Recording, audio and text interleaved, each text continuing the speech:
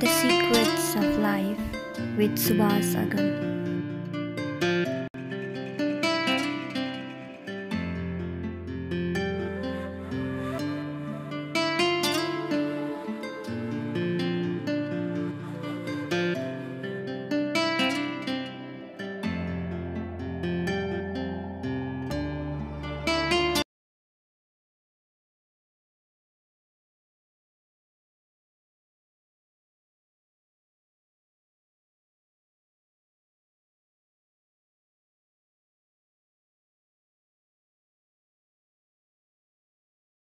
अब हामी चाहिँ वेदमा प्रवेश गरौँ।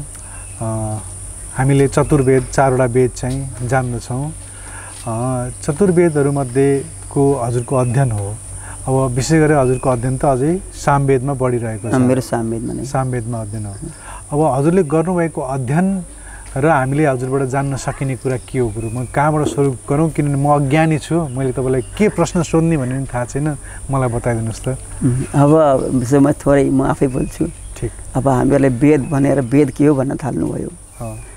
वेद भनेर ज्ञान राशि हो वेद भनेको। हामीले सामान्य रूपमा बुझ्छौँ। एउटा चाहिँ यो कर्मकाण्ड गर्दाखेरि लौ व्रत बन्द छ आज, लौ वेद पाठ गर्नु ब्राह्मणलाई चाहिँ पढ्न दिउँ होइन, यति एउटा यत्रो 40 अध्यायको एउटा वेद भेटिन्छ होइन, अनि त्यो पढ्न दिउँ हामीले बुझ्छौँ। त्यति मात्रै वेद होइन। वेद भनेको ज्ञान हो, सम्पूर्ण ज्ञान हो। वेद भनेको सम्पूर्ण ज्ञान हो। वेद धातुबाट वेद शब्द निष्पन्न हुन्छ। त्यो त खालि संहिता मात्रै हो। वेद भनेको सम्पूर्ण ज्ञान हो। भौतिक ज्ञान पनि छन् होइन, अनि आध्यात्मिक ज्ञान पनि छन् त्यसमा। अब त्यहाँ सम्पूर्ण प्राकृतिक जगतहरूलाई उपासना गरिएको छ, बोलाइएको छ। अनि तिनबाट हामीले के गर्न सक्छौँ, हाम्रा कर्महरू के हुन्, ती चाहिँ म त्यहाँ वेदमा सिकाइएको छ। र वेदले खास गरी अरू हाम्रो यो पुराणहरू होइन भन्दा फरक वेद किन छ भन्दाखेरि अरू शास्त्रभन्दा वेदको व्याख्या गर्दाखेरि महर्षि सायणजीले के भन्नुभएको छ भन्दाखेरि इष्टानिष्ट प्राप्ति परिहारयो हो अलौकिकम उपायम यो बोधयति स ग्रन्थो वेदः भनेको इष्टको प्राप्ति गराउने अनि अनिष्ट वस्तु जुन छ त्यसको परिहार गराउने र जुन एउटा मानिसले जुन खोज्छ नि मलाई उत्तम गति प्राप्त होस् भन्ने कुरा हो, त्यो दिलाउने ग्रन्थ चाहिँ वेद हो होइन। त्यसरी भनिएको छ, त्यसरी व्याख्या गर्नुभएको छ सायणजीले। अनि वेदले अब हामीले वेद सामान्य रूपमा बुझ्दाखेरि त्यो ज्ञान राशि नै बुझ्ने गरेका छौँ। ज्ञान हो सबै कुरा। अनि त्यो संहिता मात्रै होइन। अनि वेद त के हो त भन्दाखेरि भगवान, अब भगवानले सास फेर्दाखेरि पुराणहरूले गरेको के अरे भगवानले सास फेर्दाखेरि त्यो निस्केको भनेर भन्नुभएको छ। अब त्यो त पुराणले भन्ने कुरा हो, कतिसम्म हुन्छ। तर सम्पूर्ण रूपमा वेदमा के छ भने भयोभरिको सबै ज्ञान छ कि सबै ज्ञान। हजुरले विज्ञानका कुरा लिनुहोस्, चाहे आध्यात्मिक कुरा लिनुहोस्, चाहे दर्शनका कुरा लिनुहोस्, चाहे कर्मकाण्डका कुराहरू लिनुहोस्, सबै सारा ज्ञानको भण्डार त्यही वेद हो। हामीहरूले चाहिँ त्यो खालि त्यो मन्त्रका रूपमा मात्रै बुझ्यौँ, यो मन्त्र हो जप्नुपर्छ, अरूलाई सुनाउनु हुँदैन भनियो होला, केही भनियो होला। तर सारा त्यसका ग्रन्थहरू अहिले अब पाश्चात्य विद्वानहरूले धेरै वर्ष आफ्नो जीवनको खर्च गरेर होइन, म्याक्स मुलर, किथ, राफेल जस्ता विद्वानहरूले आफ्नो जीवनको धेरै वर्ष भारतवर्ष भूमिमा आएर खर्च गरेर त्यो वेदको अध्ययन गएर उहाँ धेरै कुराहरू आफ्ना ती पाश्चात्य मुलुकका व्यक्तिहरूले सिकाउनु भयो होइन। त्यो ज्ञानको भण्डार हो वेद भनेको। अब सामान्य रूपमा अब हामीहरूले अब थोरै बुझाउँदै पनि जाउँ। अब वेदमा मैले भने अग्नि सूर्य भनेको 4वटा खण्ड छन् वेदमा।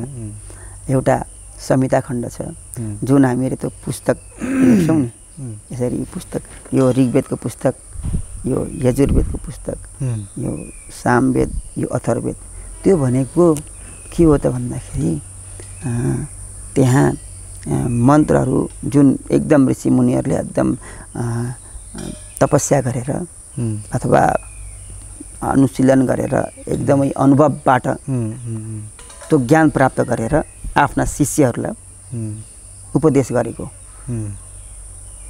अनि ती शिष्यहरूले आफ्ना शिष्यलाई उनले आफ्ना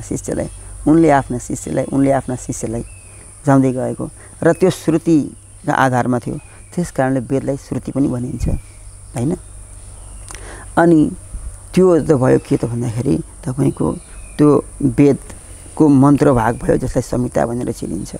अनि त्यो संहिता एकदम गुड छ, एकदम सूत्र जस्तै गुड छ।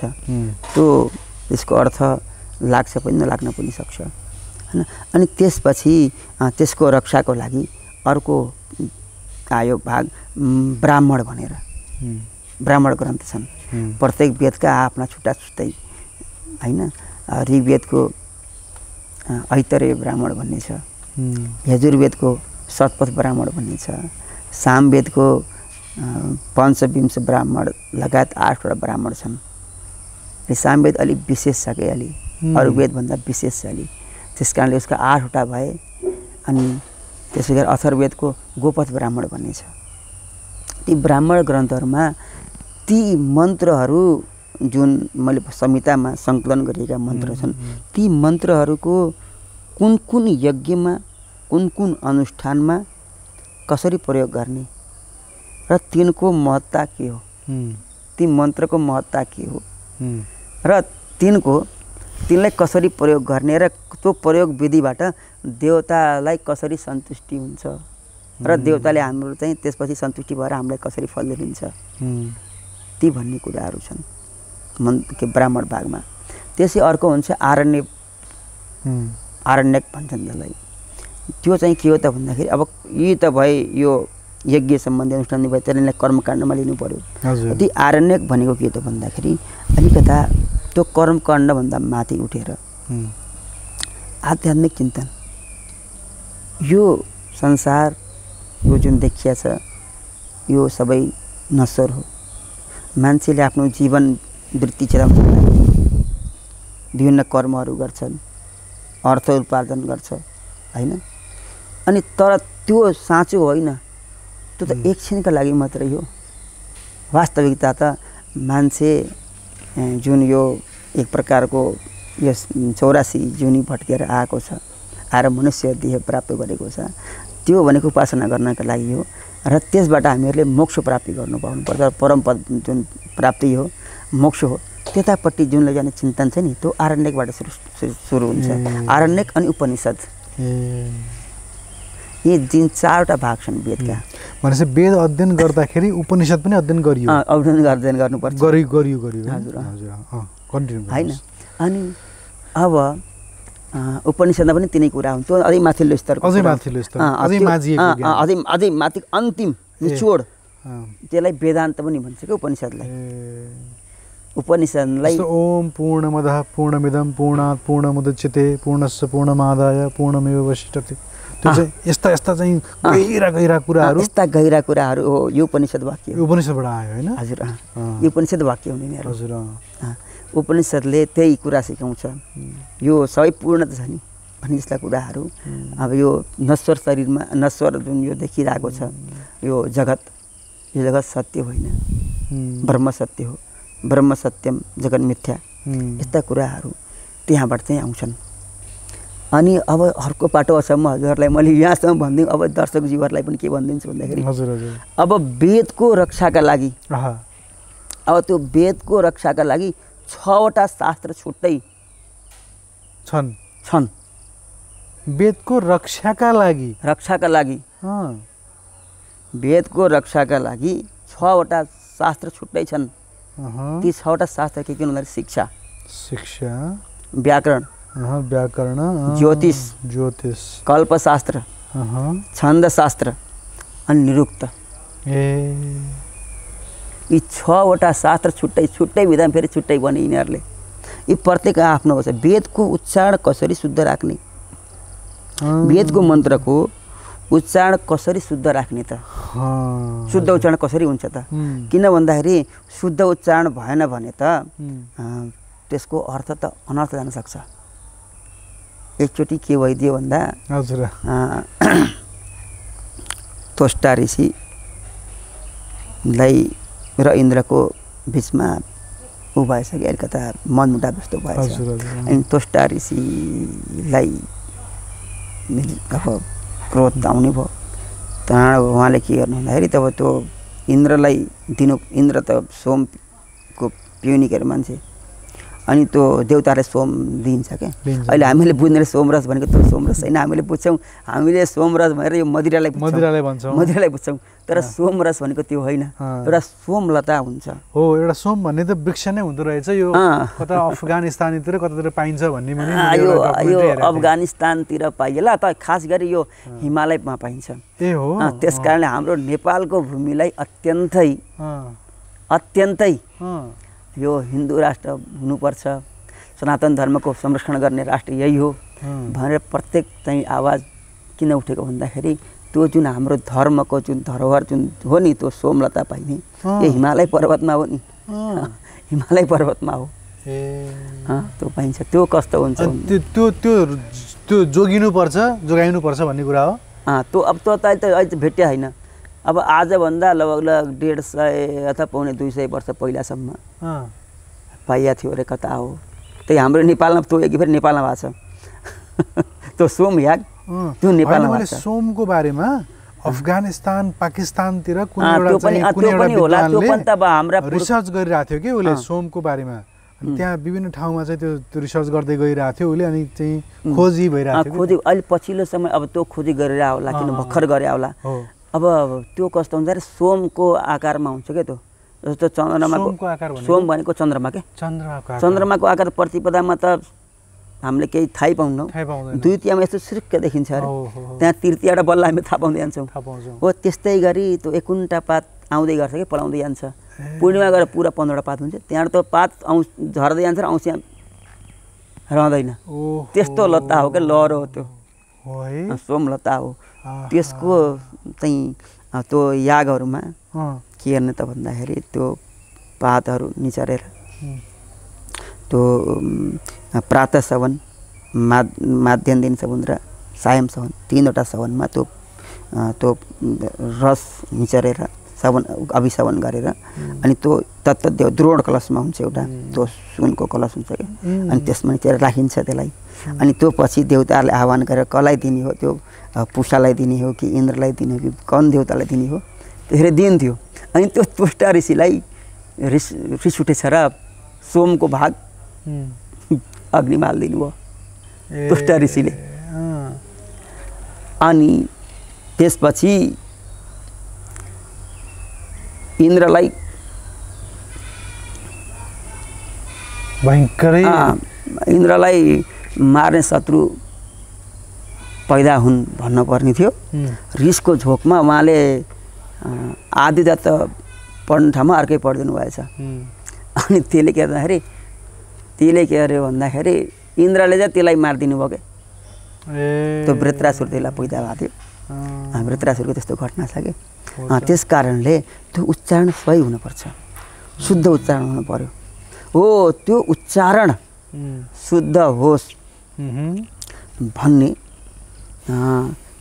उद्देश्य राखेर त्यो एउटा चाहिँ शिक्षा ग्रन्थ जसले अहिले पछिल्लो समय हामीले आधुनिक भाषामा फोनेटिक्स अथवा भाषा विज्ञान लिङ्ग्विस्टिक भन्छौँ नि हो त्यो शास्त्र विकास भयो हो त नि शिक्षा शास्त्र उच्चारणको लागि मात्रै वेदका मन्त्रहरू शुद्धसँग उच्चारण हुन् अनि बल्ल हजुरले अघि भन्नुभयो नि यो मन्त्रहरूको चाहिँ सही चाहिँ ट्रिटमेन्ट हुन्छ कि हुँदैन भन्दाखेरि सही उच्चारण हुनु पर्यो नि सही उच्चारण भए पनि बल्ल त्यस वृत्रासुरहरूले स्वरका भनौँ न त्यो जुन अर्थ थियो ठ्याक्क त्यो अर्को अर्थ लगाइदिएर वृत्रासुरले मार्नु पर्ने थियो इन्द्रले वृत्रासुरलाई मारिदिए त्यस्तो हुन्छ हैन हजुरले सोमको कुरा गरिरहँदा हिन्दू राष्ट्र त्यही भएर जोगिनुपर्छ भनेर एउटा के भन्न खोज्दै हुनुहुन्थ्यो के त्यो विषयमा भन्न खोजेको भन्दाखेरि सोमलता तपाईँ त्यही हाम्रो यही भूमिमा हो नि त, यस्तै भूमिमा हो कि हिमालय जडीबुटीहरू त हिमालयमा छन् नि, अन्त कहाँ छन् र? हजुरले हिन्दुत्वसँग कसरी जोड्न खोज्दै हुनुहुन्थ्यो कि यो कुरालाई, धर्मनिरपेक्षतासँग या एकैसँग? होइन, धर्मनिरपेक्षता र एउटा हिन्दू राष्ट्र यसले नै बचाव गर्न सक्छ, यो भूमिमा हिन्दू राष्ट्र हुनुपर्छ भन्ने चाहिँ कुरो हो मेरो पनि। किन भन्दा अब धर्मनिरपेक्षताले के गर्छ भने, हुन त उसमा चाहिँ अब यो अब सेक्युलरिजम भनेर पछिल्लो समय आशा आउन चाहिँ नयाँ दृष्टि हो, सबै धर्मलाई समान भाव हो, कसै पनि केही भएन भनेर भन्छन्। तर एउटा चाहिँ अस्तित्व जोगिनु पर्यो नि त कसैको त, होइन? अब हिन्दू राष्ट्र खोज्दै हामी कहाँ जाने? कहीँ चाहिँ भएन त, हिन्दूहरूको राष्ट्र खै त हरायो। क्रिस्चियनहरूका 100औं राष्ट्र भए, मुस्लिमका 100औं राष्ट्र भए, हिन्दूको राष्ट्र भए। अब यो हुन पाए राम्रो, तर हिन्दू धर्मावलम्बी हामी छौँ, हामीले हामी हिन्दू हुनुमा गर्व गर्छौँ भनेर हामीले भनौँ। अब यो राष्ट्रका कुरा हुन, अब सबै धर्मलाई फेरि हामीले मनाउनु नि पर्यो, फेरि हिन्दू कसैलाई थिच्नु पर्ने भन्ने हुन् कि फेरि, होइन? त हामीले धेरै बोल्न नि भएन यस्तो विषयमा। अब आफ्नो वैयक्तिक कुरा हो नि त हामीहरूले, होइन? अब राष्ट्रलाई त राष्ट्र मेरो मात्रै होइन, हामी हिन्दूको मात्रै त होइन, अब अरू धर्मवालाहरू पनि छ नेपालमा। अब हामीहरूले जोड दिनु भएन नि त हिन्दू राष्ट्र चाहियो भनेर। अब समय कसैमा आँचो नपुग्ने हो भने सबैलाई संरक्षण दिन सक्छ भने त हिन्दू राष्ट्र होइदिएको राम्रो हो। अब सबैलाई चित्त बुझ्नु पर्यो त्यस कुरामा। फेरि अब हामी हाम्रै त्यो विषयमा फर्क्यौँ। हजुरले व्याकरणको कुरा गर्दै हुनुहुन्थ्यो, अब गर्दैछु म। त्यसपछि वेदका ती मन्त्रहरू मन्त्रहरू संहिताबद्ध छन्, त्यसलाई ठिकसँग त्यसको अर्थ लाग्ने गरी पद पदादि छुट्याउन के हुन् त्यसका पद पदादिहरू, त्यसको छुट्याउनका लागि र त्यसका संरक्षण गर्ने त्यो सही जग्गाले व्याकरण ग्रन्थ चाहिँ रचना गरियो। त्यसै गरी त्यो वेदका मा जुन ती मन्त्रहरू छन्, संहिताहरू जुन ऋषिहरू जुन देख्नुभयो, अनि त्यो मन्त्रहरूको गहन अर्थ के हो त, त्यसको अर्थ बुझाउनको लागि निर्वचन शास्त्र भन्छ त्यसलाई, व्याख्या शास्त्र। त्यो भनेको निरुक्त हो, त्यसमा एकदम मसिना मसिना मेन कुराहरू व्याख्या गरिएको छ। जुन कुरा व्याकरणले पनि व्याख्या गर्न सकेको कुराहरू निरुक्तले गर्छ। र वेदको अर्थको सही अर्थ त्यसका यो हो भने आफ्ना त्यो जुन परम्परा हो त्यसमा बचाइराख्नका लागि के हेर्नु भन्दाखेरि त्यो निरुक्त शास्त्रको पनि भयो है। त्यसपछि गएर अब ज्योतिष शास्त्र भयो। वेद विहित कर्मकाण्डहरू कहिले गर्ने त, कुन बेलामा कुन तारा उदाउँदा त्यस्ता छन् के, कुन तारा उदाउँदाखेरि पुनर्वसु नक्षत्र उदाउँदाखेरि यो यज्ञ गर्ने होइन, अनि त्यहाँबाट गएर चाहिँ रेवतीको उसमा चाहिँ यो गर्ने भने त्यस्ता कुराहरू पनि छन्। अनि कुन चाहिँ अब यज्ञहरू गर्न त तिथि मितिहरू चाहिन्छ नि त, त्यो सब हेरेर त्यो यज्ञमा कुन तिथिमा सुरु गर्दाखेरि कुन बेलामा सुरु गर्दाखेरि उपयुक्त हुन्छ भनेर त्यो र त्यसको उसको लागि ज्योतिष शास्त्र भयो हेर्नुहोस्। अनि अर्को छ कल्पशास्त्र भन्ने छ। कल्पशास्त्रले भनेको वेदमा विहित बताइएका वेद विहित जुन कर्मकाण्ड छन् होइन, अब ती विभिन्न यागहरू छन्। अब त्यो पछि चर्चा गरौँ त्यो यागका बारेमा, आज अहिले समय पनि त्यस्तै होला होइन, गरौँ केही फरक पर्दैन, होइन पछि गरौँला त्यो कुराहरू, यागका कुराहरू पछि गरौँला। अब त्यही राजस्व यज्ञहरू, अश्वमेध यज्ञहरू, वाजपेय यज्ञहरू, सोम यागहरू होइन, चतुर्मासिक व्रतहरू, अनि 10 पौर्णमास यज्ञहरू, यस्ता यज्ञहरू, अनि त्यहाँबाट षोडश संस्कारहरू जुन छन् नि, गर्भधानदेखि लिएर उसम्मका अन्त्येष्टिसम्मका सबै ती कुराहरू चाहिँ त्यो के अरे कल्पशास्त्रमा पनि फेरि अर्को 3टा पार्ट छ। धर्मसूत्र भन्ने हुन्छ, एउटा चाहिँ कल्पसूत्र भन्ने, धर्मसूत्र हुन्छ, गृहसूत्र हुन्छ, अनि अर्को शुल्बसूत्र भन्ने हुन्छ। 3टा छन् त्यहाँभित्र पनि। ती प्रत्येक वेदका आफ्ना छन्, फेरि प्रत्येक वेदका आफ्ना छन्। अनि 3मा त्यो कुरा बता हेर्नुहोस् है कति। अनि त्यसपछि गएर वेदका ती अब ती कोही चाहिँ गद्यमा छन् मन्त्रहरू, कुनै पद्यमा छन् होइन। प्रायः जसो अब ऋग्वेद पद्यमा छ, यजुर्वेद बढी जसो गद्यमा नै छ, सामवेद त अब गीत हो पुरै, गीत सुसामाख्या होइन, अब गीतिबद्ध छ। अनि ती प्रत्येक हजुर सङ्गीतको विद्यार्थी, ओहो कति राम्रो हजुरलाई त होइन। हो छन्दले बुझ्नुहुन्छ नि? हजुर बुझ्छु। हो त्यो छन्द शास्त्रको रचना भयो। त्यो प्रत्येक मन्त्रका आफ्ना छन्द छन्, ऋषि देवता र छन्द। उच्चारण फल्नो मन्त्रको ऋषि कुन हो, देवता कुन हो, छन्द के हो, समथिङ के ऋषि अनुष्टुप छन्द अनि के सूर्य देवता यतै भएर हामीले विनियोग भन्छौँ नि हो। त्यो प्रत्येक मन्त्रको विनियोग गरिन्छ हो। त्यो के छन्द विनियोग भनेको हो, विनियोग भनेको नियोग गर्दैछु मैले, दिँदैछु मैले, व्यवस्थित गर्दैछु। ओके, विनियोग भनेको विनियोजन हो। ओके, के भन्ने त्यसलाई विनियोजन भन्ने त नेपालीमै बुझ्यो नि, त्यही अवस्था हो। व्यवस्था गर्ने भन्ने कि त्यसलाई चाहिँ दिँदैछु भन्ने, भाग लाउने के भन्ने के बाँड्नु त्यही अर्थमा हो। त्यो दिँदैछु भनेको त्यो देवता, त्यो यो मन्त्रको फल्ना फल्ना ऋषि देवता छन्द हो। त्यसरी यो छन्द, त्यो ठ्याक्क त्यो छन्दमा हामीले अनुष्टुप छन्दका श्लोक हेर्नुहोस्, शिखण्डी छन्दका छन्दहरू, शार्दूल विक्रीतमका छन्दहरू हेर्नुहोस्, प्रत्येकका फरक छन् नि। त्यो लय हो। वेदका मन्त्रहरू पनि तिनै लयमा पढ्नुपर्छ नि। तर यसका फरक हुन्छन्। त्यहाँ चाहिँ बृहति, पङ्क्ति, त्रिष्टुप, जगति, उष्णिक, अनुष्टुप यस्ता छन्द छन् त्यहाँ वेदमा, यस्ता छन्दहरू छन् होइन। अनि ती छन्दहरूको ज्ञान पनि हुनु पर्यो। अनि बल्ल यति गरेर यति शर्टशास्त्रले र अनि बल्ल त्यो वेदको सम्यक ज्ञान हुनसक्छ। अनि बल्ल त्यसरी सुरक्षा गरिएको छ। हाम्रा ऋषिमुनिले कति समय खर्च गर्नुभयो होला, हामीले बुझ्नुपर्ने जरुरी छ। गहिरो अध्ययन चाहियो होइन, कति गहिरो खोज अनुसन्धान। अनि हजुर त्यो लास्टमा के भन्थे, षडङ्गो वेदो ज्ञेयो ध्येयश्च भन्नुभयो ऋषिमुनिहरूले। ती शर्टशास्त्रलाई राम्रोसँग बुझेर अध्ययन, वेद अध्ययन गरेको छ भने त्यस्ता व्यक्तिले बोलेका मन्त्रहरू शुद्ध हुन्छन्। त्यस्ता कर्मकाण्ड गराउँदाखेरिका ती उच्चारणहरू सबै शुद्ध हुन्छन्, राम्रा हुन्छन्, पुग्छ बल्ल। अनि बल्ल हजुरले जुन खोज्नु भएको छ नि मन्त्रबाट त्यो हामीलाई त्यो प्राप्ति हुन्छ कि हुँदैन, ग्रहहरू कति चाहिँ हुँदैन, अनि बल्ल हुन्छ त्यस्तो होइन। अब त्यो सही उच्चारण पनि छैन, केही छैन भने त्यो नहुन सक्ला। तर त्यसरी षडङ्ग चाहिँ जानेर, अब त्यस्तो अहिले त भेट्न बहुत गाह्रो छ। त्यही पनि अब त्यो कण्ठ एउटा गुरुमुखबाट कण्ठस्थीकरण गरिसकेर जुन सुनेर चाहिँ कण्ठस्थीकरण गरिया छ, त्यसबाट पनि त्यो त्यस प्रकारको फल चाहिँ प्राप्ति चाहिँ हुन्छ। किन गुरुले पनि आफ्नो सुन्नुभयो, उहाँले शर्टशास्त्रको अध्ययन गर्न भ्याउनु भएन, तर आफ्नो गुरुले जस्तो पढाउनु गणानान्त्वा गणपति गु यसरी पढाउनु भयो, उहाँले त्यही लयमा पढ्दै जानुहुन्छ। अनि भने त त्यही लयमा पढ्दै जान्छ, उहाँले पनि आफ्नो शिष्यलाई धेरै पढाउनु जानुहुन्छ नि। त्यो रही बच्न त्यसरी पनि बच्चा छ। अब कोही चाहिँ अब अलि आफ्नो बढी समय खर्च गरेर आफ्नो जीवनमा पुरै शर्टशास्त्रकै अध्ययन गरेर वेदको मन्त्रहरू बुझ्नुभएको छ, त्यसले भनेको अर्थहरू बुझ्नु भएको छ होइन। अब त्यस्तो पनि हुन्छ। अनि त्यसरी नै बुझौँ वेदलाई होइन। वेद अध्ययन गरेका एकजना गुरुसँग मैले अगाडि पनि एउटा वेदमै पिएचडी गर्नुभएको रहेछ। तर पिएचडी पनि पुरा वेद भन्दा नि वेदमा एउटा वेदको एउटा अंशलाई लिएर, एउटा भागलाई लिएर गर्नुभएको थियो। उहाँले भन्दै हुनुहुन्थ्यो कि वेद यदि मार्क्सले पढेको भए कम्युनिजम फरक खालको हुन्थ्यो होला, आज कम्युनिजम यस्तो तरिकाले आउँदैन थियो होला। यदि कार्ल मार्क्सले वेद पढ्न पाएको भए उनले चाहिँ कम्युनिजम मेनिफेस्टो जुन लेखेर जुन कम्युनिजम बनाए त्यो बनाउँदैन थियो होला। सायद उनले अर्कै दर्शन दिन्थ्यो होला, उनी चाहिँ हिन्दू हुन्थ्यो होला, उनले चाहिँ सनातन धर्मको चाहिँ मर्मलाई बुझ्थ्यो होला भन्नुभएको थियो। वेदमा समाजलाई चलाउने चाहिँ एउटा आधार दिएको छ होइन, समाजलाई निर्दिष्ट गर्ने एउटा बाटो दिएको छ होइन। अब साँच्चै भन्ने भने अब उहाँ पिएचडी गर्दै हुनुहुन्छ, के गर्दै हुनुहुन्छ, त्यो आउँदैन थियो।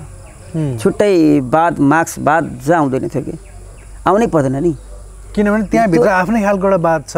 आफ्नै बात होइन, त्यो जुन एउटा हजुरको जुन आफ्नै खालको एउटा प्रणाली छ, त्यो भनेको कस्तो भन्दाखेरि सबैलाई समान गर्नु। हजुर, अब काम गर, धर्म अर्थ काम मोक्षको कुरा होइन, आफ्नो काम गर अनि आफ्नो जीवन गुजारा चलाऊ। काम गर्नुपर्छ।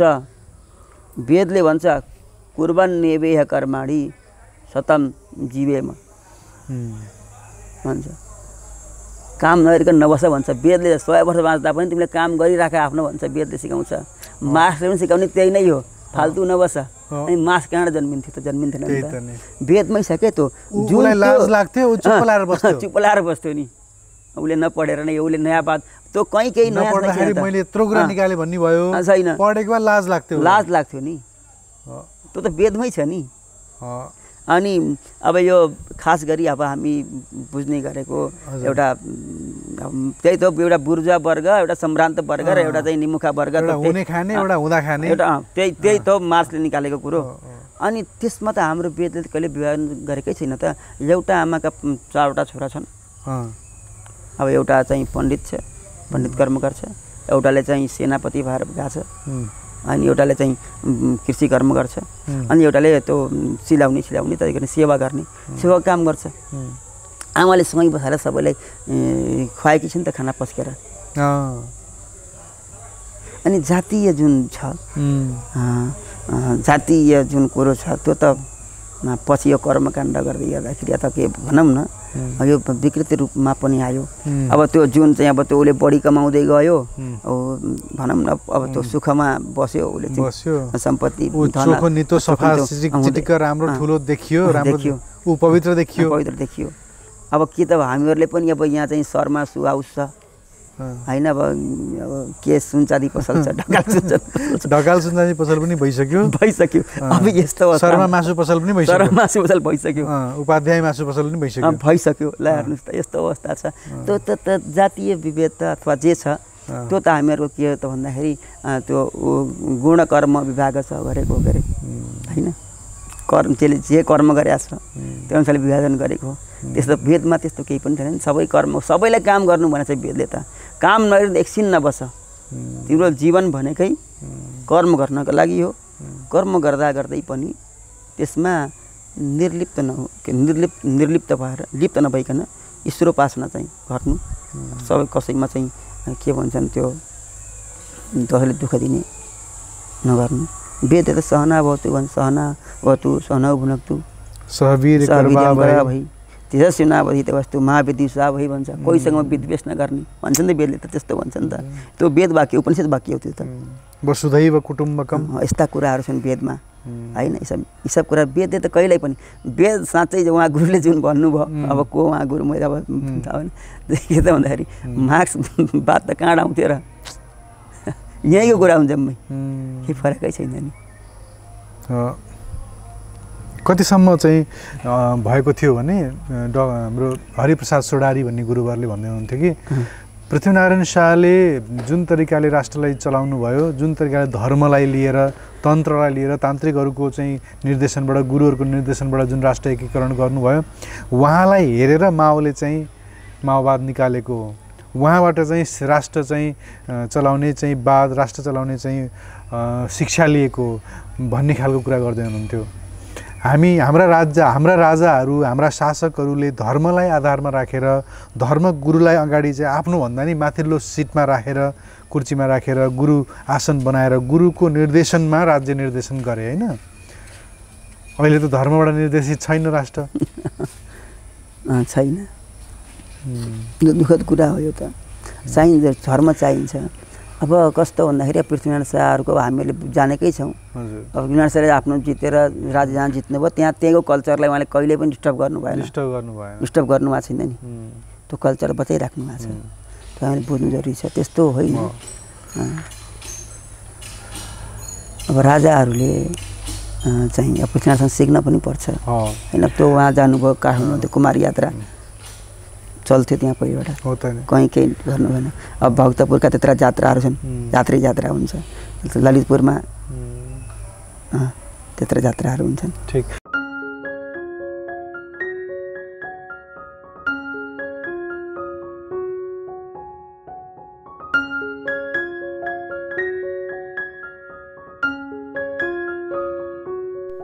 The Secrets of Life with